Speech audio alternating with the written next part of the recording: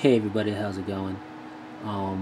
Just doing a quick video, or well, a video. We'll see how quick it is on Legends of War and what it is. Um, the full description of what it is, I'll post a link to a post on my blog, The Fortress Monastery, which has all the rules and regulations for this, including the table which you roll on. But I'll do a little bit of a blurb here. Pretty much, Legends of War is what we being my friends and I, call our random 40k event. And pretty much what that is an event. It's escalation kind of, but from the bare bones, from HQ and onward. So your very first HQ and up. And what it is essentially a way to build an army in addition to whatever army you're working on at the moment. So you have your main army. Let's say you're only working on one army right now. It's your main army. You have thousands upon thousands of points of it, but you just work on it and building different lists or making let's say you want to make a full battle company or something like that. But you're interested in other armies. This is a way to do it, to get them done without them taking over your primary work schedule for your managers. That's pretty much what it is. It also makes sure that your army is fully painted and based. That's a key requirement of this thing. Each event is not just picking what troop choice you're going to use, or for example, and not just assembling it, but basing it and painting it. So having the bases done and the model painted. Mostly because we love playing with painted models. We love seeing painted armies versus painted armies. And I know some people don't have the time, and so they'll only have gray armies or base color armies, but I'm not a big fan of those. I would never play with an army like that. I shouldn't say never. I would highly be against playing with an army like that. And that's why we have it as a requirement for the Legends of War. Also, all the models have to be WYSIWYG, which is what you see is what you get. And once you make a choice, you can't get rid of it for something else. So pretty much what you do is, what we highly recommend doing, is setting up, if you and your friends were wanting to do it, for example, you're in a group of people, set up the max points you're going to do. We did 1750 because that's what's like standard tournaments are becoming around here. And you could do 2000, 1500, whatever. And you make an army list for that. As competitive as you want to be, or as fluffy as you want to be, it doesn't matter. It is geared to giving you a tournament capable army, but it doesn't mean you have to have a lean, mean tournament list. Anyway, I'll get into tournament stuff in another video. So that HQ choice and that first troop choice and the second troop choice stick with you. You can't change them. So yeah, that's to make it so people aren't just power gaming it.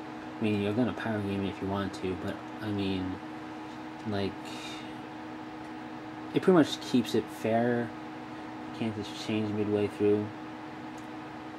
But like I said, this is a random event, being that a random 40k event, in that you don't choose the army you want, you roll for it, and you get it randomly.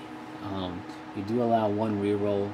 Obviously, this is meant to be fun, so if you don't like certain armies and you get those in the roll, you can just re-roll it. We have two options, one with and one without Dark Eldar. We made Dark Eldar optional because they're hard to find in stores. The codex can pretty much only be bought online. The models are very rare to find in stores, like I said. And just, to keep the hassle out of people's hair, we just made them optional if you wanted to. Now the way we did it with Dark Eldar, but none of us got it.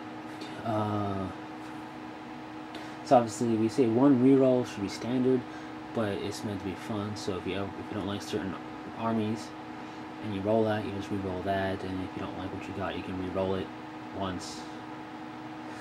But the idea is not to keep rolling to get the army you want. Like if you want to do Space Marines, and the idea is not to go, oh, I got Orc, I don't like Orcs. Oh, I got Demons, I don't like Demons. The idea is, if you like, I don't know, if you really don't like the Eldar, for example, then they count as a reroll if you ever roll them. But you get one reroll, so say like you get Tau, you're like, Tau are cool, I'm gonna roll. I'm gonna just re-roll it. I don't care. I don't want, because I'd rather get something else. So that's what it's for. One thing is like we made the house rule. I don't think it's on the blog post. Is that let's say you roll Tau and then you roll Orcs. As your one reroll, you declare, and that's all the rolls you do. You can choose which of the two, just in case you're like on the fence for both.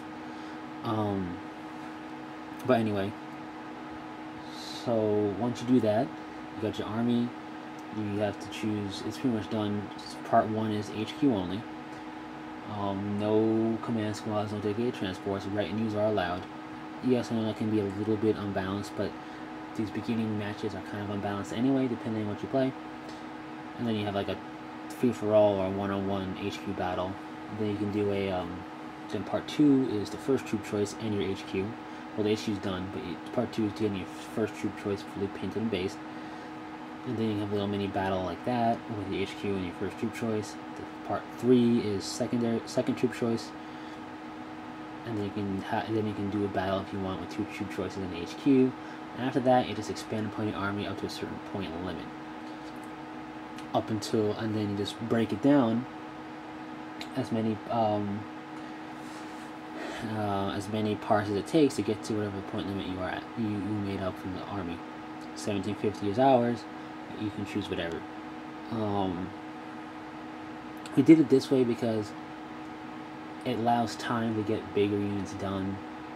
It allows time for people to get the money reserves they need to buy the units they need, and gives you enough time to hold fully base and paint. One big thing also is that with the time limit, it's pretty much set up by your group. We recommend, depending on size, anywhere between 2 months to sometimes 3 months or a month. Like the HQ is pretty much just like a month and a half ish. Most people it's one model. Tyranids, it can be a retinue if you choose Broodlord or stuff like that. And Imperial Guard is 5-man command squad. But the point is, it is dependent, and it's meant to be long, that way to give people enough time between work and doing other stuff to set aside secondary habitat and do this.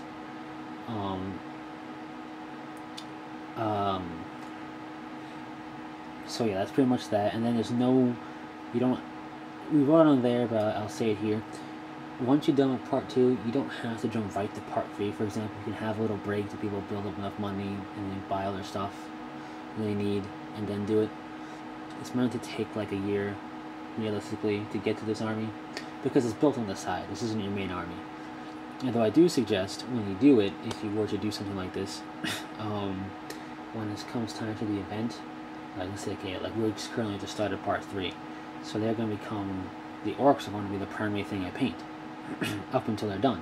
Get them done, just because I want to get them done and out of the way for the event, and so I can also do more of the other stuff. So in the end, pretty much what Legends of War is that random escalation type of event that me and my friends made up. We have some rules. I'll post a link, as I said, in the descriptions, and everybody is more than welcome to use this at their local gaming group or gaming store with their friends. This is by no means just ours. It's meant to be shared and built upon. And that's pretty much it. We're up to part 3. Also, one thing I will say, this is a great way to get new players into the game. Obviously, with new players, you would let them pick what army they wanted to do. So if let's say they're just getting into games, getting into 440k, they've got the rulebook or whatever, and they're kind of on the fence. If they don't really care, they can randomly choose it. But if they really do care, you would let them pick because they're brand new to the game, and this is a way for them to keep up with. Feel like they're keeping up with the older players. Like if you're a veteran player of many years, since you're it's essentially starting armies together. He won't be behind you. He won't have he will have essentially the same size army as you will. So it's just, it'll just be a way for him to feel like he's keeping up with the crowd, and doesn't feel intimidated by people who have thousands upon thousands of points of other armies. So yeah, until the next video, whatever that may be, take it easy.